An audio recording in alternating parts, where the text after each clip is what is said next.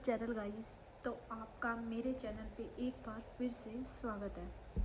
तो जैसे कि आपको पता है, मैं आपको DREE TGT मैथ्स के PYQ करवा रही हूँ विद कंसेप्ट, जिसमें मैंने आपको ऑलरेडी 4 पेपर करा दिए हैं, हमारे कंप्लीट हो चुके हैं। एंड मैंने जो जो पेपर आपको करवाए हैं उसकी अलग अलग प्लेलिस्ट बना दी है, you can check my channel. तो यहाँ पे हम DREE का पेपर ही नहीं कर रहे हैं, बल्कि उसके कंसेप्ट भी सीख रहे हैं। ठीक है, किस टाइप के क्वेश्चंस आए हुए हैं एग्ज़ाम में एंड उनके कंसेप्ट क्या बोलते हैं। पेपर करने आपके लिए बहुत ज़्यादा बेनिफिशियल रहेंगे, क्योंकि आपके जो इसमें कंसेप्ट होते हैं ना, कंसेप्ट का रिपीट होना DREE में है। मतलब आप 2024 में भी देखेंगे तो आपको 2021 से ही बहुत सारे क्वेश्चंस मिले हुए हैं सेम कंसेप्ट के। ठीक है, मैं ये नहीं कह रही कि सेम क्वेश्चन मिलेंगे, आई एम सेइंग कि सेम कंसेप्ट मिलते हैं। ठीक है, तो इसलिए PYQ करने हमारे लिए मोस्ट इम्पोर्टेंट हो जाते हैं। तो चलिए स्टार्ट करते हैं अपना। तो चलिए गाइस स्टार्ट करते हैं अपनी वीडियो। एंड आज हम करने वाले हैं 2 सितंबर का पेपर, जो कि मेल की सेकंड शिफ्ट का पेपर है। तो हमें फर्स्ट क्वेश्चन गिवन है इसमें कि how many types of inflection point are there in first and second derivative, कि फर्स्ट और सेकंड डेरिवेटिव में कितने इन्फ्लेक्शन पॉइंट होते हैं। अब एक वर्ड आया है इसमें कि हमारा इन्फ्लेक्शन पॉइंट, ठीक है, हमारा इसमें वर्ड आया, नाम आया इन्फ्लेक्शन पॉइंट। तो हमें पता होना चाहिए कि what is the inflection point, कि आखिरकार इस पॉइंट का मतलब क्या होता है। तो इन्फ्लेक्शन पॉइंट होता है, अगर मैं इसकी आपको सिंपल डेफिनेशन बताऊं, कि जब हमारा कर्व है ना, जब कर्व हमारा, या तो जैसे इसका डायग्राम इस टाइप से शो करके बताती हूँ आपको, थोड़ा डायग्राम से ज़्यादा ही आपको बेटर समझ में आएगा what is the inflection point. जैसे हमारा ये कर्व है, ठीक है, जैसे हमारा ये मैंने कर्व लिया, ठीक है, ये कर्व एक बार तो कहाँ पे गया, अप से कहाँ आया, डाउन में, ठीक है, और ये डाउन से कहाँ गया, अप में, ये ऊपर की तरफ जा रहा है और ये कर्व नीचे की तरफ जा रहा है। जो ये कर्व ने अपनी मूवमेंट को चेंज किया, कब, कि पहले ऊपर से फिर कहाँ चला गया, नीचे, कि यहाँ पे पहले ऊपर था ना, ये कर्व इस टाइप का था, अब ये ऊपर से कहाँ चला गया, नीचे, यानी कि यहाँ से इसकी मूवमेंट चेंज होएगी ना। तो कर्व की जो ये मूवमेंट चेंज हो रही है, इस मूवमेंट को बोलते हैं हम इन्फ्लेक्शन। जहाँ से, या फिर हम ये कह सकते हैं, अगर मैं सिंपल लैंग्वेज में आपको बताऊँ, कि जहाँ पे कर्व हमारा चेंज होता है, ठीक है, अप से डाउन भी हो सकता है, डाउन से अप भी हो सकता है, जिस पॉइंट पे होगा ना, ध्यान से सुनो मैं क्या बोल रही हूँ, कि कर्व हमारा अप से डाउन जिस पॉइंट पे चेंज होगा, उस पॉइंट को बोलेंगे हम इन्फ्लेक्शन पॉइंट। तो आपको इन्फ्लेक्शन पॉइंट का मतलब समझ में आया कि what is the inflection point. लेकिन आपके एग्ज़ाम में इसके टाइप पूछे गए हैं कि फर्स्ट और सेकंड डेरिवेटिव के लिए हमारा इन्फ्लेक्शन पॉइंट क्या, कितने टाइप का होता है। तो होप सो आपको इन्फ्लेक्शन पॉइंट समझ में आया। एक बार मैं दोबारा से बताती हूँ, जब हमारा कर्व, ध्यान से सुनना क्योंकि बहुत सारे आपके 2021 के क्वेश्चन है ना, उसमें इन्फ्लेक्शन पॉइंट से क्वेश्चंस भी आए हुए हैं इसके ऊपर। तो अब ये मैं पूरा कंसेप्ट आपको इसी वीडियोस में बता के चलती हूँ कि what is the inflection point. तो जहाँ पे हमारा कर्व चेंज होता है, या फिर हम ये बोल सकते हैं कि जिस पॉइंट पे कर्व की डायरेक्शन चेंज हो जाए, या फिर जहाँ जो हम कर्व ट्रेस कर रहे हैं वो चेंज हो जाए। जैसे यहाँ पे ये कर्व कहाँ आ रहा था, डाउन में, और यहाँ से इस कर्व ने फिर अपनी पोजीशन चेंज की, यानी कि इस पॉइंट से कर्व ने क्या की, अपनी पोजीशन चेंज की। तो जो ये हमारा पॉइंट आया ना, इस पॉइंट को बोलते हैं हम इन्फ्लेक्शन पॉइंट। Got it. अब और अगर मैं इसको दूसरी लैंग्वेज में बोलूँ तो इसको ना हम कॉनकेविटी भी बोलते हैं। ठीक है, ये मैं आपको आगे बताती हूँ इसी में क्या होता है, व्हाट इज़ कॉनकेविटी। Got it. मतलब कर्व की लैंग्वेज में इसको बोलते हैं हम, जब कर्व की कॉनकेविटी चेंज होती है at a point, then the point is called a inflection point. तो होप सो गाइस आपको इन्फ्लेक्शन पॉइंट अच्छे से समझ में आया। अब मैं इसके टाइप्स बताती हूँ, मैं इसको साइड में कर लेती हूँ थोड़ा सा, क्योंकि मुझसे लिखा नहीं जा रहा फिर। अब इसमें आते हैं इसके टाइप, कि इन्फ्लेक्शन पॉइंट के टाइप क्या होते हैं। बेसिकली हमारा जो इन्फ्लेक्शन पॉइंट है इसके होते हैं, अगर मैं फर्स्ट और सेकंड डेरिवेटिव की बात करूँ तो दो टाइप का। तो जो हमारा कर्व है बेसिकली फर्स्ट और सेकंड डेरिवेटिव के लिए ये हमारा होता है दो टाइप का। दो टाइप कौन से होते हैं? फर्स्ट हमारा आ जाता है स्टेशनरी पॉइंट एंड सेकंड आ जाता है हमारा नॉन स्टेशनरी पॉइंट।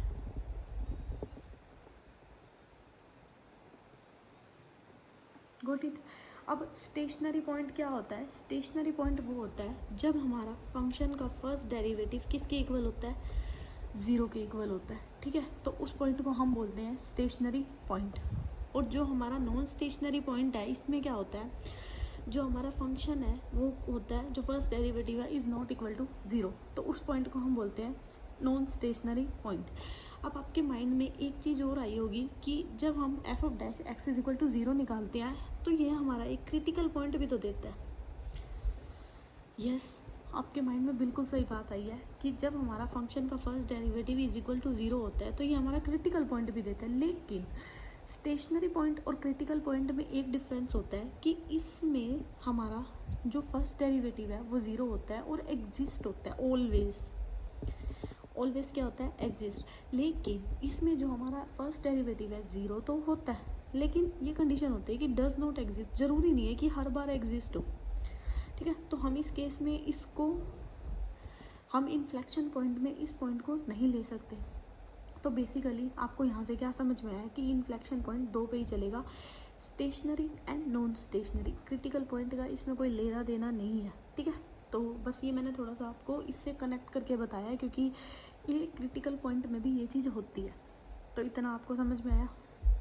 मैं थोड़ा और ब्रीफ में चलती हूँ, ठीक है। आपको अब इन्फ्लेक्शन पॉइंट आज के बाद ना आप कभी नहीं भूलोगे, कमेंट करके, मतलब 100% गारंटी दे के बोल रही हूँ। इन्फ्लेक्शन पॉइंट के ऊपर जितने भी क्वेश्चन आएंगे ना, जैसे मैंने आपको लिमिट पॉइंट पढ़ाया था ना, एक भी क्वेश्चन आपका बाहर नहीं जाएगा, मतलब फंसेगा जिस वे से मैंने आपको लिमिट पॉइंट भी पढ़ाया। तो मैं इन्फ्लेक्शन पॉइंट भी 100% गारंटी के साथ बोल रही हूँ कि आज के बाद आप कभी क्वेश्चन गलत नहीं करोगे। बट ये है कि थोड़ा ध्यान से सुनो, ठीक है। तो होप सो आपको इन्फ्लेक्शन पॉइंट की डेफिनेशन और इसके टाइप समझ में आए। अब इसी टाइप में मैंने आपको क्या बताया, अब इसके दो टाइप बताए थे ना, इसको देखो थोड़ा सा आगे, क्योंकि इसमें हमने अभी इन्फ्लेक्शन पॉइंट देखते हैं। एक दे दिया स्टेशनरी, मैंने स्पेलिंग गलत लिख दिया, स्टेशनरी की गलत लिख दिया ना, RY स्टेशनरी, एंड हमें दे दिया नॉन स्टेशनरी पॉइंट। अब इसमें हमारा इन्फ्लेक्शन पॉइंट का क्या कंसेप्ट होता है? अभी हमने देखा स्टेशनरी पॉइंट क्या होता है, जो हमारा f of dash x is equal to क्या होता है? ज़ीरो। और नॉन स्टेशनरी क्या होता है? जब हमारा f of dash x is not equal to zero. तो अब हमारा इसमें क्या होता है, अगर मैं स्टेशनरी के केस में बात करूं, जो हमारा इन्फ्लेक्शन पॉइंट होगा वो हमारा सेम होगा, सेम इन्फ्लेक्शन पॉइंट। सेम का मतलब क्या होता है, मतलब जो हमारा फंक्शन का डेरिवेटिव है इज इक्वल टू ज़ीरो ही होगा, ठीक है। या तो हम इसको स्टेशनरी पॉइंट बोले, या फिर इसमें अगर हम इन्फ्लेक्शन पॉइंट भी बोले कि क्या होगा, तो वो भी गलत नहीं है, ठीक है। Stationary point is also called the inflection point. किस में? जब हमारा फंक्शन का फर्स्ट डेरिवेटिव क्या होता है? ज़ीरो। तो इस केस में तो आपको ये लर्न करना है। नॉन स्टेशनरी में आपकी आती हैं आगे बातें। क्या होती है? जैसे मान लो कि हमारा जो फंक्शन का फर्स्ट डेरिवेटिव है, एक तो आ गया हमारा ज़ीरो के इक्वल, ठीक है। और पहले मैंने क्या बोल दिया कि फंक्शन का फर्स्ट डेरिवेटिव हमारा आ गया ज़ीरो के इक्वल, तो इसमें तो कोई नॉन स्टेशनरी इन्फ्लेक्शन पॉइंट निकला ही नहीं। जब हमारा फंक्शन का फर्स्ट डेरिवेटिव ज़ीरो आता है तो हम करते हैं फंक्शन का सेकंड डेरिवेटिव, अगर वो भी हमारा क्या आ जाए? ज़ीरो आ जाए, तो इसमें भी अभी नॉन स्टेशनरी के केस में अभी भी इन्फ्लेक्शन पॉइंट नहीं आएगा। लेकिन अगर हमारा फंक्शन का थर्ड डेरिवेटिव क्या आ जाए? नॉट इक्वल टू ज़ीरो आ जाए, जहाँ पे या फिर जिस फंक्शन पे हमारा derivative not equal to zero आ जाए, तो उस पॉइंट को हम बोलेंगे इन्फ्लेक्शन पॉइंट। मैं थोड़ा सा और अच्छे से बता के चलती हूँ, मुझे लगता है कि आप कंफ्यूज हो गए हो। दोबारा देखना, मतलब मैं जो चीज़ बताऊँगी ना अच्छे से क्लियर करके चलूँगी, डाउट नहीं रहेगा आपका, ये मेरी गारंटी है 100%। चाहे मैं एक क्वेश्चन कराऊँ अपनी वीडियो में, लेकिन वो आपको मिलेगा बहुत प्रॉपर तरीके से, ठीक है। नॉन स्टेशनरी पॉइंट में मैंने क्या बोला है कि हमारा जो फंक्शन का डेरिवेटिव है नॉट इक्वल टू ज़ीरो होता है। तो यहाँ से एक बात और निकली है आपकी, अगर आपने गौर की है तो अच्छे से, मैंने अभी आपको क्या बोला, फंक्शन का derivative is not equal to 0, ठीक है। और मैं ये बात भी बोल रही हूँ आपको, नॉन स्टेशनरी के केस में ही बता रही हूँ कि जब हमारा फंक्शन का जो भी डेरिवेटिव है, चाहे फर्स्ट है, सेकंड है, थर्ड है, फंक्शन के जिस डेरिवेटिव पे हमारा नॉट इक्वल टू 0 आ जाए फंक्शन, मतलब वो फर्स्ट डेरिवेटिव भी हो सकता है, सेकंड डेरिवेटिव भी हो सकता है, थर्ड भी हो सकता है। मैं कह रही हूँ ध्यान से सुनो, जिस पॉइंट पे हमारा फंक्शन का डेरिवेटिव नॉट इक्वल टू 0 आ जाए उस पॉइंट को हम बोलेंगे इन्फ्लेक्शन पॉइंट। तो यहाँ से आपके क्या बन गए, मान लो केस नंबर फर्स्ट, इसको मान लो कि हमारा फंक्शन का डेरिवेटिव फर्स्ट आ गया 0, ठीक है। तो मैंने करा सेकंड डेरिवेटिव भी 0 आ गया। फिर मैंने किया थर्ड डेरिवेटिव, लेकिन थर्ड डेरिवेटिव मेरा क्या आ गया, नॉट इक्वल टू 0। जहाँ पे हमारा फंक्शन का डेरिवेटिव नॉट इक्वल टू 0 आ जाएगा उस फंक्शन को बोलेंगे हम इन्फ्लेक्शन पॉइंट, ठीक है। आप इसको इसी तरह मान सकते हो, केस नंबर सेकंड, मान लो मैंने फर्स्ट डेरिवेटिव किया और वही आ जाए नॉट इक्वल टू 0, तो वही हमारा जो फंक्शन होगा वही होगा हमारा इन्फ्लेक्शन पॉइंट। बात आ गई समझ में? इन दोनों में डिफरेंस आया अच्छे से समझ में कि भाई मैं क्या कहने की कोशिश कर रही हूँ? कभी नहीं गलत होगा क्वेश्चन, गारंटी है 100%। कोई सा भी क्वेश्चन उठा के कर लेना। इतनी बात आ गई समझ में? अब इसी में ही नॉन स्टेशनरी पॉइंट में ही हमारी एक केस थर्ड चलता है। वो केस क्या चलता है कि जब हमारा, मान लो हमारा जो फर्स्ट डेरिवेटिव है वो 0 आ गया, ठीक है। और जो हमारा फर्स्ट डेरिवेटिव है, नोट लिखो तो ज़्यादा बेस्ट है, फर्स्ट नहीं सेकंड डेरिवेटिव लिखो। फर्स्ट हमारा 0 आ गया तो मान लो सेकंड है, सेकंड के केस पे चलो नॉट इक्वल टू 0, ठीक है, इसको मत लेना। और मैंने कह दिया जो सेकंड डेरिवेटिव है वो मेरा आ गया ग्रेटर देन 0, और यहाँ पे सेम आ गया जो हमारा सेकंड डेरिवेटिव है वो आ गया हमारा लेस देन 0। ध्यान से देखना मैं जो बात बताने वाली हूँ, ठीक है। इस पे आए हुए हैं आपके एग्ज़ाम में क्वेश्चन। मैंने आपको अभी क्या बोला है कि जब हमारा फंक्शन का second derivative not equal to 0 आ जाए तो इस केस में हम बोलते हैं, ये हमारा जो पॉइंट होता है इसको बोलते हैं इन्फ्लेक्शन पॉइंट। अगर मेरा सेकंड डेरिवेटिव ग्रेटर देन 0 आ जाए तो इस केस में हमारा होता है कनकेव अप, ठीक है। ये यूज़ हुई है ये चीज़ें। और अगर जो हमारा सेकंड डेरिवेटिव है वो क्या आ जाए, लेस देन 0, तो इस केस में हम बोलते हैं कनकेव डाउन। तो यहाँ से आपको क्या समझ में आया है? ज़रूरी नहीं है कि मतलब हमारा ये स्टेशनरी, ये वाली जो कंडीशन है ना, स्टेशनरी पे चले नॉन स्टेशनरी, ये दोनों के केस में चल सकती है कि हमारा सेकंड डेरिवेटिव वैसे इस केस में तो हम ले ही नहीं सकते। क्यों नहीं ले सकते? मैंने इसमें ऑलरेडी बताया, जो हमारा फर्स्ट डेरिवेटिव है अगर वो 0 आ जाता है स्टेशनरी पॉइंट है, और उसी पॉइंट को हम बोलते हैं इन्फ्लेक्शन पॉइंट, ठीक है। तो इसमें तो ये चीज़ का कोई कंसेप्ट ही नहीं बैठता क्योंकि ये तो एक लाइन में ख़त्म हो गया। ध्यान से समझना। लेकिन नॉन स्टेशनरी में क्या होता है, मान लो हमारा फर्स्ट डेरिवेटिव, इसमें नॉन स्टेशनरी की कंडीशन ही होती है कि नॉट इक्वल टू 0 होना चाहिए। अगर मेरा फर्स्ट डेरिवेटिव 0 आ गया तो मैं सेकंड करूँगी, अगर मेरा सेकंड भी 0 आ गया तो मैं थर्ड करूँगी, अगर मेरा थर्ड भी 0 आ गया तो मैं फोर्थ करूँगी। अगर मेरा फोर्थ नॉट इक्वल टू 0 आता है तो मैं बोलूँगी जो 4 का डेरिवेटिव मैंने किया ना वो मेरा इन्फ्लेक्शन पॉइंट होगा, ठीक है। इस केस में नहीं चलती ये चीज़ें क्योंकि ये एक पे ही ख़त्म हो जाता है, ठीक है। और केस नंबर सेकंड क्या होता है, मान लो मेरा फर्स्ट पे ही क्या आ जाए, नॉट इक्वल टू 0 आ जाए, तो उसी पॉइंट को मैं बोल दूँगी इन्फ्लेक्शन पॉइंट। और इसी में आगे फर्दर कंडीशन चलती हैं कि फर्स्ट तो मेरा 0 आ गया लेकिन मेरा सेकंड क्या आ जाए, नॉट इक्वल टू 0 आ जाए, तो मैं उस केस में क्या बोलूँगी, इन्फ्लेक्शन पॉइंट होगा।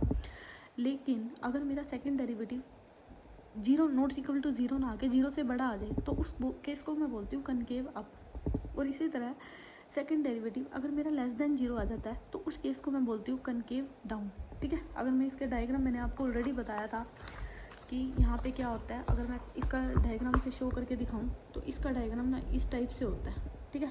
यहाँ पे आपका जाता है F double dash x less than 0, ये होता है कनकेव डाउन, कनकेविटी, ठीक है। और यहाँ पे क्योंकि ऊपर की तरफ जा रहा है ना तो F double dash x is equal greater than F double dash x greater than 0, इसको बोलते हैं कनकेव अप। तो होप सो गाइज आपको अब इन्फ्लेक्शन पॉइंट के लिए कहीं और वीडियो के लिए भटकना नहीं पड़ेगा, ठीक है। अच्छे से समझ में आ गई। मैं एक बार दोबारा से आपको रिकॉल करती हूँ मैंने क्या क्या बताया आपको इन्फ्लेक्शन पॉइंट में। सबसे पहले मैंने आपको बताया what is the inflection point. Inflection point क्या होता है, इन्फ्लेक्शन पॉइंट का मतलब होता है कि जहाँ पे हमारा कर्व अपनी पोजीशन को क्या करता है, चेंज करता है, तो उस पॉइंट को हम बोलते हैं इन्फ्लेक्शन पॉइंट। फॉर एग्जांपल जैसे मैंने कर्व ड्रॉ किया, पहले ऊपर से कर्व मेरा नीचे आया और फिर नीचे से कर्व कहाँ गया, ऊपर। तो जो ये पॉइंट आया, इस पॉइंट को हम बोलते हैं इन्फ्लेक्शन पॉइंट। इन्फ्लेक्शन पॉइंट में अब जो हमारा ये इन्फ्लेक्शन पॉइंट है, ये फर्स्ट और सेकंड डेरिवेटिव के लिए दो टाइप का होता है। दो टाइप कौन सा होता है? फर्स्ट होता है हमारा स्टेशनरी पॉइंट एंड सेकंड होता है हमारा non stationary point. Stationary point में हमारी क्या कंडीशन होती है कि जो हमारा फंक्शन का डेरिवेटिव है वो क्या होता है, इक्वल टू 0। एंड इसी पॉइंट को हम क्या बोलते हैं, इन्फ्लेक्शन पॉइंट। और नॉन स्टेशनरी पॉइंट में क्या होता है, जो हमारा फंक्शन का डेरिवेटिव है वो क्या होता है, नॉट इक्वल टू 0। इसमें चलती है हमारी बेसिकली 3 कंडीशन। आगे बताती हूँ मैंने, क्योंकि आगे लिखा हुआ है बहुत अच्छे से। इसमें चलती है हमारी 3 कंडीशन। वो 3 कंडीशन क्या होती है, फिर 3 केस भी बोल सकते हो, कि अगर हमारा फंक्शन का फर्स्ट डेरिवेटिव क्या आ गया, 0 के इक्वल आ गया, तो हम करेंगे सेकंड डेरिवेटिव। सेकंड डेरिवेटिव अगर हमारा फिर से 0 आ गया तो हम करेंगे थर्ड डेरिवेटिव। अगर हमारा थर्ड डेरिवेटिव फिर से 0 आता है तो हम करेंगे फोर्थ डेरिवेटिव। जिस डेरिवेटिव पे हमारे फंक्शन की वैल्यू नॉट इक्वल टू 0 आ जाए, उस पॉइंट को बोलते हैं हम इन्फ्लेक्शन पॉइंट। Got it. अगर हमारा सेकंड केस क्या बोलता है कि अगर हमारा फंक्शन है एफ ऑफ डैश एक्स, अगर हमारा फर्स्ट पे नॉट इक्वल टू 0 आ जाए तो नॉन स्टेशनरी के केस में, तो उस पॉइंट को हम बोलते हैं इन्फ्लेक्शन पॉइंट। हमारा थर्ड केस क्या बोलता है कि जो हमारा फंक्शन का सेकंड डेरिवेटिव है, अगर वो हमारा नॉट इक्वल टू 0 आता है तो उस पॉइंट को बोलते हैं हम इन्फ्लेक्शन पॉइंट। अगर हमारा फंक्शन का सेकंड डेरिवेटिव ग्रेटर देन 0 आता है तो उस पॉइंट को बोलते हैं हम कनकेव अप। सिमिलरली जब हमारा फंक्शन का सेकंड डेरिवेटिव लेस देन 0 आता है तो उस केस में हमारा हो जाता है कनकेव डाउन। तो होप सो गाइस आपको इन्फ्लेक्शन पॉइंट अच्छे से समझ में आया एंड मैं बहुत अच्छे से समझा पाई। बाकी आप कमेंट करके बताना कि आपको कितना समझ में आया। ये तो तभी पता चलेगा जब आपके क्वेश्चंस होंगे। एंड मेरी 100% गारंटी है, मैं 100% बोल रही हूँ, ना 1% ना 2%, 100% गारंटी है कि आपका इन्फ्लेक्शन का पॉइंट आज के बाद कभी गलत नहीं होगा।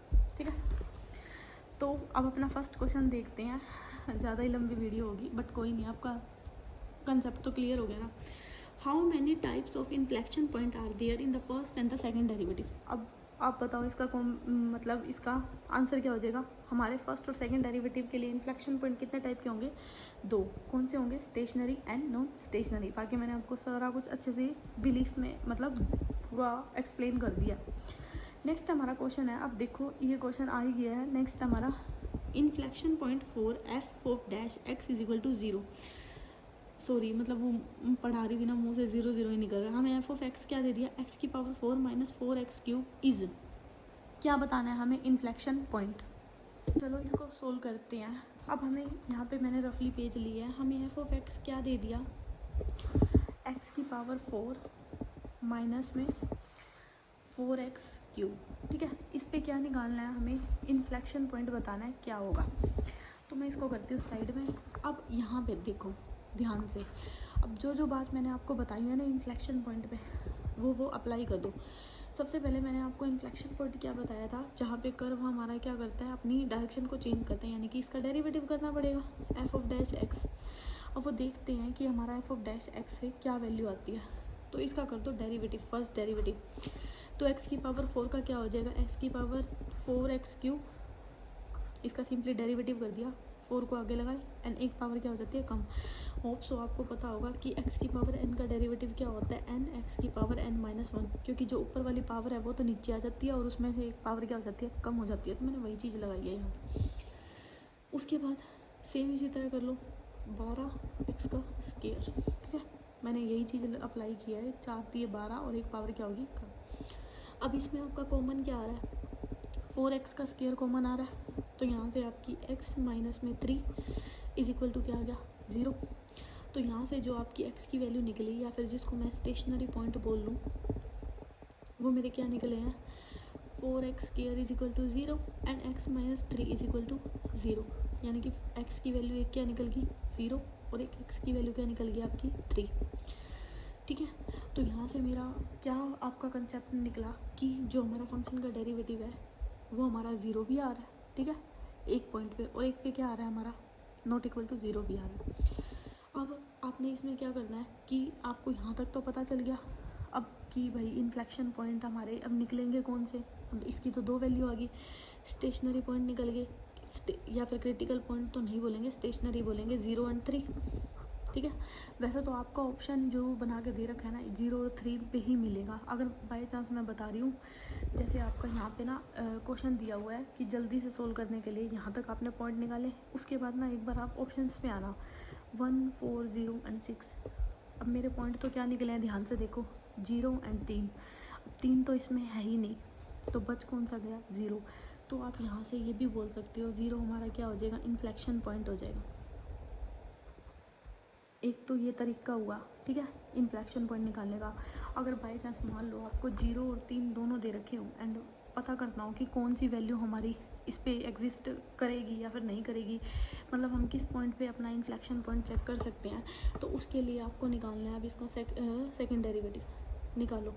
इसका सेकंड डेरिवेटिव क्या हो जाएगा, फर्स्ट हमारा ये हो गया, इसको एक बार दोबारा से फर्दर डेरिवेटिव करो। यहाँ पे कितना हो जाएगा, 4 3 12 एक्स स्क्वायर माइनस 12 दूनी 24 एक्स। Got it. अब आप इसमें क्या करना है, आपको कॉमन ले लो। कॉमन क्या आ जाएगा, 12 एक्स आपका कॉमन आ जाएगा, यहाँ क्या बचेगा x माइनस 2। सेकेंड डेरिवेटिव के केस में बता रही हूँ। अब इसमें उठा लो पॉइंट, जो आपने ये क्रिटिकल पॉइंट निकालने हैं ना, इन पॉइंट्स को उठा लो। पहले मैंने ले लिया x इक्वल टू 0। अगर मैं x की जगह 0 पुट करती हूँ तो जो मेरा सेकेंड डेरिवेटिव है f ऑफ x, वो क्या आ गया हमारा, 0 आ गया, ठीक है। यहाँ पे तो ये वैल्यू हमारी क्या आ गई, सेकेंड डेरिवेटिव हमारा आ गया इक्वल टू 0। तो इसके बाद हम निकालेंगे, अगर हमारा इस पॉइंट पे सेकेंड डेरिवेटिव 0 आ रहा है तो मैं निकालूंगी इसका थर्ड डेरिवेटिव, क्योंकि मेरे को नॉट इक्वल टू 0 देखना है इन्फ्लेक्शन पॉइंट के लिए। अब मैंने फर्दर से इसका फिर से क्या कर दिया, डेरिवेटिव कर दिया। तो यहाँ से मेरा क्या आ जाएगा, 12 दूनी 24 एक्स माइनस में 24, ठीक है। अब मैंने इसमें वैल्यू पुट करी x इज इक्वल टू 0। जब मैंने x is equal to 0 put किया तो मेरा ये कितना आ गया, -24, जो कि हमारा क्या इज़ नॉट इक्वल टू 0। अब मैं यहाँ से क्या कह सकती हूँ कि थर्ड डेरिवेटिव के लिए जो हमारा at x is equal to 0 है, वो कितने डेरिवेटिव पे हमारा इन्फ्लेक्शन पॉइंट दिया है, उसने दिया हमारा थर्ड डेरिवेटिव पे। ये हमारा क्या आ गया, इन्फ्लेक्शन पॉइंट, ठीक है। ये तो मैंने चेक करवाया आपको 0 के लिए। अब हम चेक करते हैं, यहाँ कर देती हूँ मैं at x is equal to 3 पे, ठीक है। तो इसके लिए सबसे पहले आपने फंक्शन का फर्स्ट डेरिवेटिव देखा, जो कि आपका क्या निकल के आया था, जहाँ से हमारे क्रिटिकल पॉइंट निकले थे, क्योंकि फर्स्ट से तो हमारे क्रिटिकल पॉइंट ही निकलेंगे, यही था ना 4x³ माइनस में 12x स्क्वायर। Got it. अब मैंने यहाँ पे वैल्यू पुट करी, 3 को पुट करो इसमें। तो यहाँ पे 3 को जब हम पुट करेंगे अलग अलग वैल्यू के लिए, तो इसकी वैल्यू क्या आ जाएगी आपकी, 3 की 3 माइनस में 12, 3 का स्क्वायर। मैंने सिर्फ x की जगह पुट किया है, ठीक है। मैं दोनों के लिए चेक करके बता रही हूँ आपको क्या आंसर आएगा, क्योंकि एक ये होता है ना कि पता तो होना चाहिए, फिर इन्फ्लेक्शन पॉइंट निकालेंगे कैसे। तो जब मैंने इसमें वैल्यू पुट की, ये कितना आ गया आपको 27, 12 एंड ये हो गया 9। अब जब इसको इससे मल्टीप्लाई करोगे तो 8 एंड 8 108 और यहाँ से 12 निमा 108।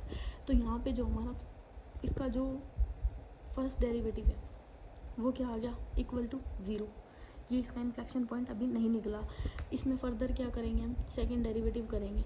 अब कर दो इसका सेकंड डेरिवेटिव, क्या आ जाएगा आपका, मैंने ऊपर कर 12x स्क्वायर माइनस में 12 दूनी 24x। अब आप इसमें पुट कर दो क्या, 3 पुट कर दो, x की जगह 12, 3 का स्क्वायर माइनस में 24 एंड x की जगह क्या आ गया 3। तो यहाँ से इसको जब सोल्व करेंगे, 3 3 9 माइनस में 12 24 3 72, 12 निम्मा 108 माइनस में 72। तो यहाँ से सिंपली दिख रहा है, बड़े में से छोटे वैल्यू पुट माइनस करेंगे तो हमारा ग्रेटर देन क्या आएगा, 0, यानी कि कोई ना कोई पॉजिटिव वैल्यू आएगी। तो जो हमारा ये सेकंड डेरिवेटिव निकला, ये हमारा किस में चला गया, इन्फ्लेक्शन पॉइंट के, जो मैंने सेकंड केस बताया था कनकेव अप में, ठीक है। तो आपसे ये भी पूछा जा सकता था कनकेव अप कौन से उस पर देगा। तो यहाँ से तो हमारी, अगर मैं इसका एक बार और डेरिवेटिव करूँ, या क्योंकि यहाँ से तो हमारा जो ये कर्व है ना, ये किस पे चला गया, कनकेव अप पे चला गया। तो यहाँ से हमें समझ में आया कि इन दोनों पॉइंट की अगर बात करें तो हमारा at x is equal to 0 पे सबसे पहले क्या मिल गया, इन्फ्लेक्शन पॉइंट मिल गया ना थर्ड पे। अगर मैं इसका मान लो थर्ड डेरिवेटिव करती हूँ, मैंने यहाँ पे किया third derivative at x is equal to 3 पे, तो मेरा यहाँ से कितना आ जाएगा, ये 12 दूनी 24x माइनस में 24। अब आप इसमें ना वैल्यू पुट करो, आपका आंसर आपको ना यही मिलेगा कनकेव अप, इसमें मिलेगा ही नहीं वो मतलब इसमें जो हमारा इन्फ्लेक्शन पॉइंट है ना, वो हैज़ अ कर्व का या तो अप पॉइंट मिलेगा या फिर डाउन पॉइंट मिलेगा, एक पर्टिकुलर फिक्स पॉइंट नहीं बोल सकते, इसलिए जो ऑप्शन में है ना 3 था ही नहीं। अगर होता तो भी हम 0 के साथ जाते। अब आप यहाँ पे फर्दर पुट करो, 24 गुना में 3 माइनस में 24, अगर आप इसको सोल्व करते हो 3 में से 1, यानी कि 24 दूनी 48, ये फिर से क्या आ गया, ग्रेटर देन 0 आ गया। आप इसको जितनी बार मर्जी कर लो, आपकी जो वैल्यू है कनकेव आप ही जाएगी। अगर मान लो मैं इसको चौथी बार भी डेरिवेटिव कर दूँ इसका 4 टाइम, ठीक है, तो यहाँ पे क्या बच गया 24, जो कि क्या है, ग्रेटर देन 0। तो हर केस में जो हमारा ये पॉइंट है at x is equal to 3, ये किस पे जा रहा है, कनकेव अप पे जा रहा है। तो इसने ये पूछा क्या था, हमारा जो क्वेश्चन गिवन था हमें दिया हुआ था कि इन्फ्लेक्शन पॉइंट बताना है इसका, और इन्फ्लेक्शन पॉइंट के लिए हम पढ़ के आए हैं कि उसका जो डेरिवेटिव एग्जिस्ट करता है वो नॉट इक्वल टू क्या होना चाहिए, 0 होना चाहिए। तो यहाँ पे हमारा at x is equal to 0 पे हमारा जो पहले मिल गया इन्फ्लेक्शन पॉइंट, थर्ड डेरिवेटिव पे ही क्या मिल गया, at x is equal to 0, जो कि हमारा इन्फ्लेक्शन पॉइंट था। तो यहाँ से हम बोल सकते हैं कि जो इसका इन्फ्लेक्शन पॉइंट होगा, मतलब जिस पॉइंट पे ये कर्व अपनी मूवमेंट चेंज करेगा, वो पॉइंट क्या है, 3। तो होप सो गाइस आपको इन्फ्लेक्शन पॉइंट बहुत अच्छे से समझ में आया, एंड मैंने पूरी कोशिश की है कि मैं आपको अच्छे से समझा पाऊँ। सो अभी के लिए इतना ही रखते हैं, बाकी क्वेश्चन हम कल करेंगे अब, क्योंकि वीडियो अगर ज़्यादा लंबी होगी तो आप भी बोर हो जाओगे। तो guys thank you so much for watching my video. अगर आपको दिल से लग रहा है ना कि आप कुछ सीख रहे हो, then don't forget to subscribe my channel. So thank you.